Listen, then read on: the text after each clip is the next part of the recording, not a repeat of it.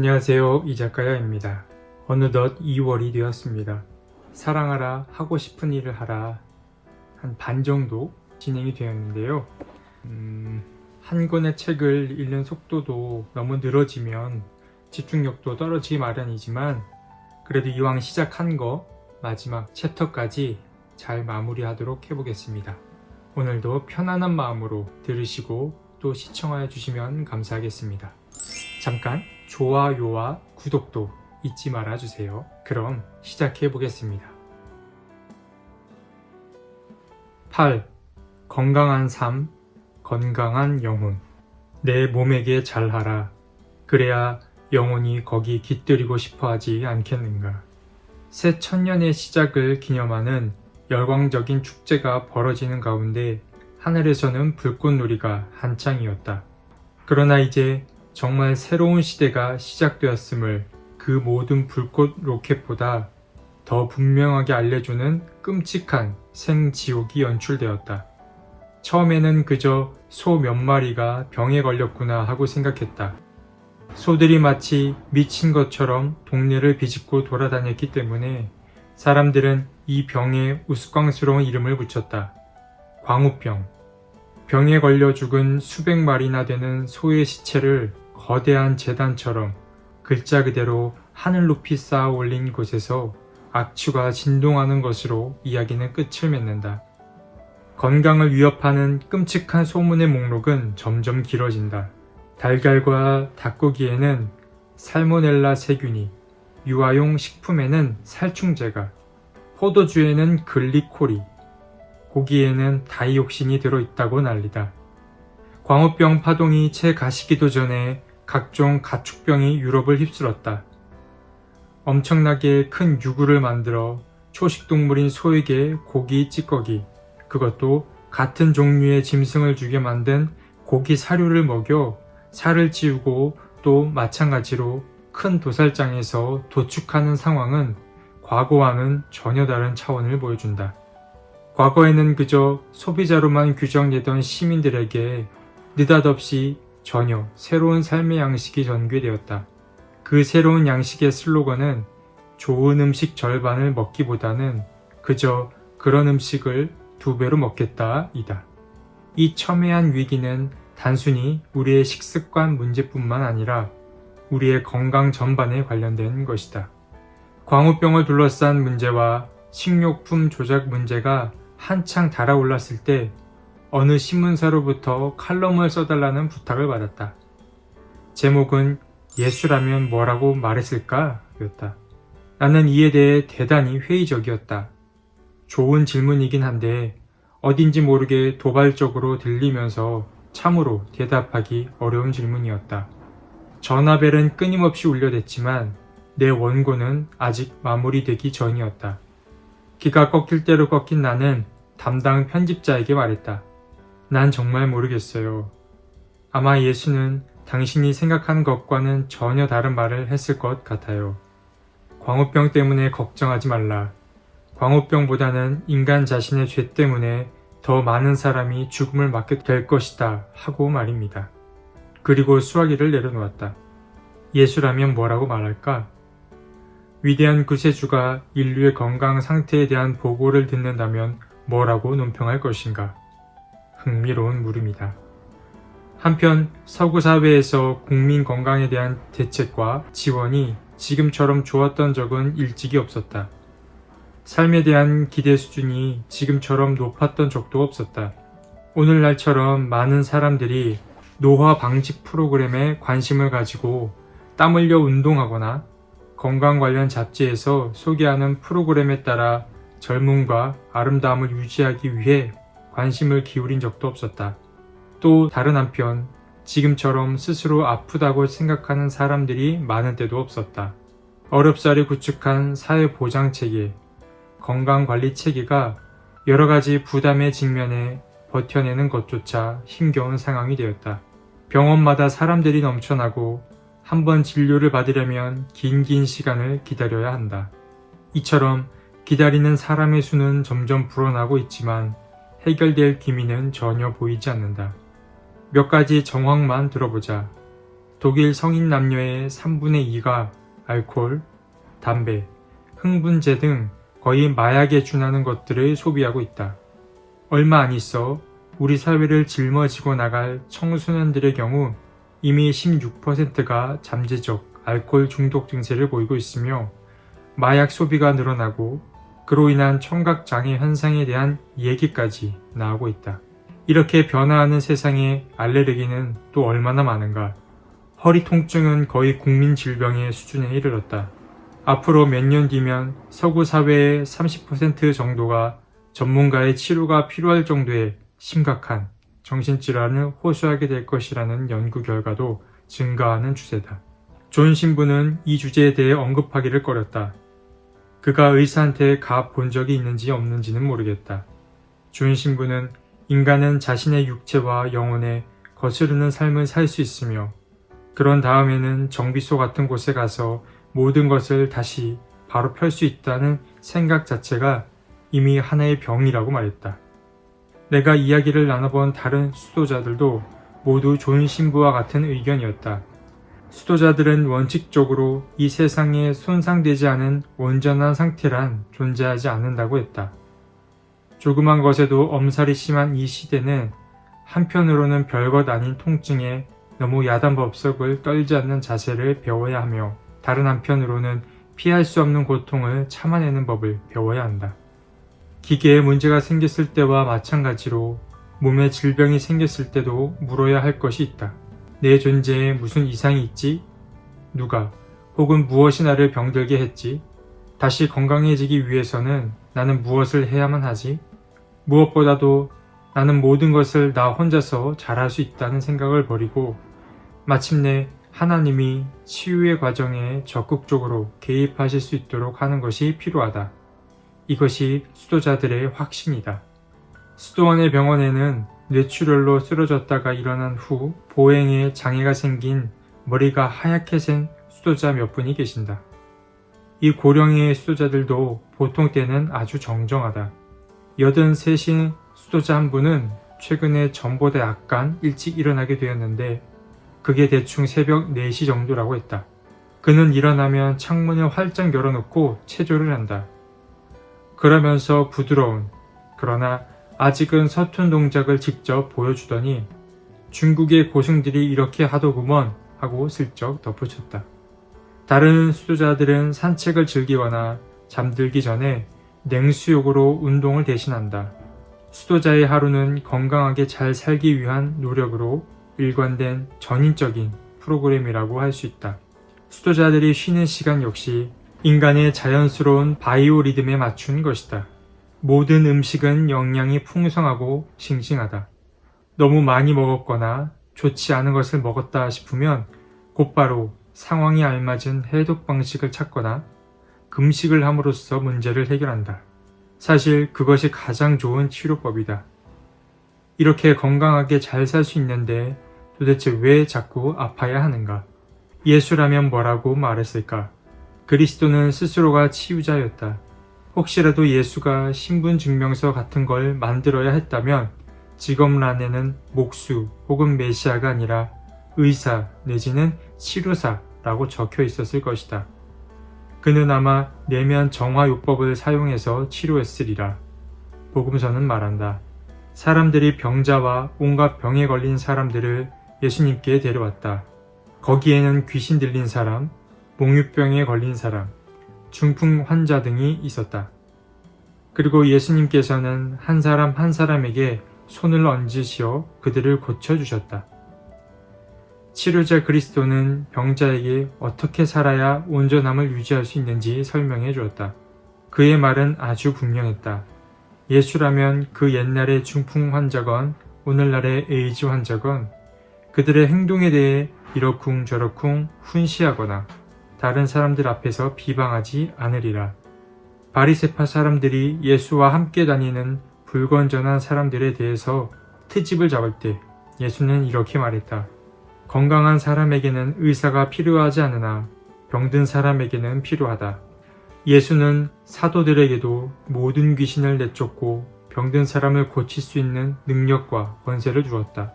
그리고 예수를 따르는 이들, 특히 수도회에 속한 사람들은 유럽에서 국가 차원의 의료 조치가 시행되기 훨씬 전부터 포괄적인 차원의 국민 의료 조직을 구성해 자비의 수녀회나 자비의 형제단 등의 형태로 병원을 마련하고 응급구조 활동을 펼치면서 도움이 필요한 환자들을 받아안고 있다.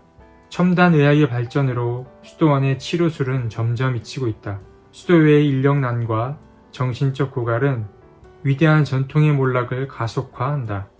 그러나 건강의 영역에서 수도원의 영향력, 요컨대 육체와 영혼과 자연의 올바른 관계, 올바른 식생활에 대한 수도원의 오래된 지식은 근세의 발전보다 훨씬 앞섰다는 것이 차차 알려지기 시작하고 있다. 수도자들의 치료술은 서양 의학 체제의 발전에 중요한 초석이었다.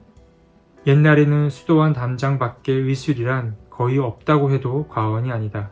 약초를 사용해 실험을 하고 약초 하나하나의 의학적 효능에 관한 꼭 필요한 교육을 할 수 있는 사람은 오직 수도원장 뿐이었다.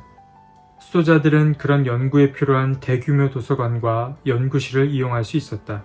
수도원장은 수도원의 관리자로서 신학자요 영적인 상담자일 뿐만 아니라 천문학자이자 의학자인 경우도 많았다. 수도자들은 인간의 건강을 더 높은 존재와의 관계 속에서 보았다. 우리는 혼자가 아니라는 것을 그들은 알고 있었다. 주님은 저희에게 강복하시고 모든 악에서 보호하시며 영원한 생명으로 이끌어 주소서. 그들은 식사하기에 앞서 이렇게 기도한다. 그분이 내리시는 복이 불행의 징표인 저주의 반대 개념으로서 이 복은 치유하는 힘을 갖고 있음을 믿고 드리는 기도다. 수도원에서 발견한 조제법, 음용요법, 약 등 수도원의 의학은 지역의 차원을 뛰어넘어 세계적인 명성을 얻기도 했다. 가르멜 수도의 수도자들은 저 유명한 가르멜 액 또는 멜리사 액을, 마리아 수도의 수도자들은 아코버스를, 수녀들은 약초 증류액과 에메랄드 워터를 발견해냈다. 카르투지오 교단의 수도자들은 17세기의 연금술사들의 비밀 문서를 해독하여 장생불사의 영약이라 불리는 전설적인 생명의 물을 찾아 나섰다. 지금도 3명의 수도자만이 그 물의 구성 비법을 전수받아 엄격하게 비밀을 지키고 있으며 최신 연구 방법을 도입해 혼합 원료의 구성 원리를 알아내려는 계속되는 시도는 번번이 실패하고 있다. 수도원의 미사의식과 영적인 훈련은 항상 특정한 식사 습관을 전제로 한다.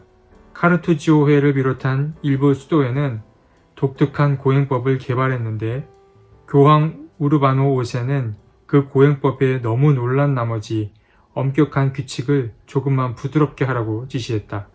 수도회는 여기에 가장 불만을 터뜨린 수도자들로 파견단을 구성해 교황청에 보냈고 교황은 자신의 계획을 철회할 수밖에 없었다. 교황청에 파견된 사람들은 모두 적게는 70세에서 많게는 100세에 이르는 노인들이었는데 다들 최고로 건강한 모습이었다고 한다. 유명한 수도원의 정원에는 약초들이 자라고 있었으며 병원도 그 정원과 직접 통하게 되어 있어 영혼을 치유하기 위한 정원이기도 했다. 수도원에서는 가난한 사람들에게 먹을 것을 주었을 뿐 아니라 목욕과 면도를 시켜주고 옷까지 마련해 주었다. 아픈 사람들은 수도원의 병원에 찾아와 치료를 받았다. 중세의 몇몇 수도원들이 음식 규정의 중요성을 강조하고 그것을 준수하기 위해 격렬한 반응까지 보인 데는 나름대로의 이유가 있다. 주식은 두말할 것 없이 빵이다. 원칙적으로는 두 종류의 요리가 있다. 하나는 야채 요리, 다른 하나는 콩 종류로 만든 요리이다. 후식으로는 과일이나 익히지 않은 야채, 샐러드 등이 지역과 계절에 맞게 등장한다. 모든 수도원이 필요한 것을 스스로 공급했고 가능한 수도원의 담장 안에서 전 과정이 이루어졌다. 수도원에는 포도 압착기와 작은 양조장이 있었기 때문에 마실 게 없어 손가락만 빠는 일은 없었다. 그럼에도 논란이 있었던 것은 음식의 가짓수와 메뉴, 빵의 질에 관한 문제, 고기를 완전히 포기하느냐, 사순절에 달걀이나 치즈를 허용하느냐의 문제 등이다. 먹고 마시는 것은 우리의 육체적, 정신적 상태에 영향을 끼친다. 식품 영양학자들은 이 상관관계에 대한 지식이 현대의 유대한 발견인 양 떠들고 있지만 그것들 대부분은 이미 수도원의 전성기에 실용 상식으로 통했던 것들이다. 수도자들은 여기서 한 걸음 더 나아가 한 집단의 발전과 몰락이 그들의 식습관과 밀접한 관련이 있다는 사실을 분명히 알고 있었다. 식습관이 너무 엄격하면 수도원은 금방 종합병원으로 변했다. 너무 방만하면 기강이 풀리면서 얼마 지나지 않아 결국 집단이 와해되었다. 수도자들의 아버지 베네딕토는 쿠라 코르포리스, 즉 몸에 대한 염려와 쿠라 아니마에, 곧 정신에 대한 염려를 자연스러운 한 짝으로 보았다. 몸의 기본적인 욕구가 인간의 생각과 행동을 규정해서는 안 되므로 몸은 시시때때로 절제 훈련을 받아야 한다. 베네딕토는 그러나 몸이 너무 약해져서 정신적인 의지가 기능을 못하게 되어서는 안 된다고 이야기했다. 미사와 관련해서는 아주 세세한 부분까지도 철저한 규칙을 세워 시행하도록 했던 그였지만 먹고 마시는 것의 정도에 관한 규정에서는 약간 유보적인 모습을 보였다. 각 사람은 하나님께로부터 고유한 선물을 받아 하나는 이러하고 하나는 저러하다. 그의 섬세함이 드러나는 말이다. 또 베네딕토는 다른 사람에게 알맞은 음식의 분량은 몇 번 깊이 생각해본 뒤에야 결정할 수 있다고 했다. 몬테카시노의 규칙은 지나치게 경직되는 것을 피하고자 예외 조항을 둔다. 약한 사람과 나이든 사람을 위해서 또는 일하기가 몹시 어려운 시기일 경우 예외 조항을 두는 것이다. 다음과 같은 글에서는 베네딕토 특유의 유연함이 느껴진다. 술이 수도자들에게 결코 합당하지 않은 것으로 우리는 읽고 있지만 우리 시대의 수도자들에게는 그것을 설득시킬 수 없으므로 적어도 과음하지 않고 약간씩 마시는 정도로 합의하도록 하자. 왜냐하면 술이란 지혜로운 사람들까지도 탈선하게 만들기 쉽기 때문이다. 예방적 차원의 원칙에는 양보가 없다. 어떤 일이 있어도 무절제는 피해야 한다. 수도자가 포식을 용납한다는 것은 있을 수 없는 일이다. 베네딕토는 이 규정을 다시 한번 강조한다. 무절제만큼 그리스도인의 생활과 반대되는 것은 없다. 성 베네딕토는 채식주의자였다. 네 발로 다니는 짐승의 고기는 모두 단념해야 한다. 우리 시대의 무절제한 고기 소비로 인한 끔찍한 결과를 내다보기라도 한 듯한 말이다. 식사 시간에는 익힌 음식은 두 종류로 제한한다. 그 두 가지 음식 중에서 어느 하나를 못 먹는 사람을 위해서 다른 하나를 더 두도록 한다. 부활절에서 성령 강림 대축일까지는 하루에 2끼, 여름에도 수요일과 금요일에는 2끼씩 먹었다. 교회의 전통적인 금식 주간에는 한 끼만 먹었다. 베네딕토는 떠들썩한 술자리를 좋아하지 않았다. 한편 다른 모든 활동과 마찬가지로 저녁 식사는 식탁에 불이 켜지 않아도 되는 시간에 끝마쳐야 한다. 성 베네딕토의 건강 프로그램은 제대로 먹고 행동하는 것, 제대로 훈련하고 일하는 것, 제대로 관계 맺는 것으로 이루어진 총체적인 체계다. 수도자들이 말하는 치유란 단순히 상처가 낫고 병이 없어지는 것이 아니라 하나님의 자비하심과 영원한 생명에 대한 믿음의 의미에서 온전함을 되찾는 것을 의미한다. 베네딕토보다 한참 뒤에 살았던 빙겐의 힐데가르데가 말했듯이 건강하지만 병든 이가 있는가 하면 병들어 죽어감에도 내면에는 어떤 힘이 느껴지는 사람이 있다. 몬테카시노의 의사가 환자의 건강을 되찾게 해주는 데 사용하는 것은 수도원의 정원에서 기르는 약초만이 아니다. 그는 이른바 거룩한 말씀의 약이나 권고의 연고를 이용해서 수술을 한다. 자기의 상처 혹은 남의 상처를 치료하되 요란스럽게 사람들의 이목을 끌지 않는 동료 수도자들의 보조도 도움을 준다. 치료를 행하는 수도자가 중요시하는 것 가운데 하나가 베네딕케레, 즉 축복의 말이다. 화해의 몸짓으로 영혼의 상처를 치유하는 것도 베네딕토 수도회의 긍정적인 사고방식에 속한다. 다른 사람이 시간을 잘 지키지 않아 짜증이 날 때 마음 씀씀이가 경박스러워 사람을 무례하게 대할 때, 남의 물건 혹은 공공의 물건을 훼손할 때에도 위의 원칙이 지켜져야 한다. 수도자들은 화해의 몸짓이 좋은 약과도 같은 효과를 낸다는 것을 알고 있다. 겸손하게 잘못을 인정하는 행위는 마음의 상처의 원인이 되는 적대적인 태도를 극복하게 해준다. 베네딕토도 가시처럼 상처를 내는 기분 나쁜 일은 항상 있는 법이다 라고 하지 않았던가. 자신의 잘못을 솔직하게 인정함으로써 회복의 과정이 시작되고 그것이 치유로 이어지며 마침내는 평화를 가져다 준다. 상처 입고 깨어졌던 무엇이 이제 복구된다. 마지막으로 베네딕토는 매일 주님의 기도를 드리라고 권한다. 형제들이 저희에게 잘못한 일을 저희가 용서하오니 저희 죄를 용서하시고 하고 기도하면 이 말씀이 그들의 삶과 결합하여 모든 잘못을 깨끗하게 해주신다. 네, 이번부터는 책 내용이 많이 길기 때문에 한 챕터도 중간에서 잘라서 영상을 올리려고 합니다.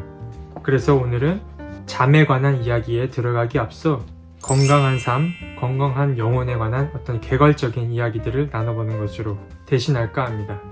오늘의 한 문장은 이것입니다. 서두에 나온 테레사의 한 문장입니다. 내 몸에게 잘하라. 그래야 영원히 거기에 깃들이고 싶어 하지 않겠는가. 그럼 한 주도 건강한 삶 사십시오. 다음 시간에 뵙겠습니다.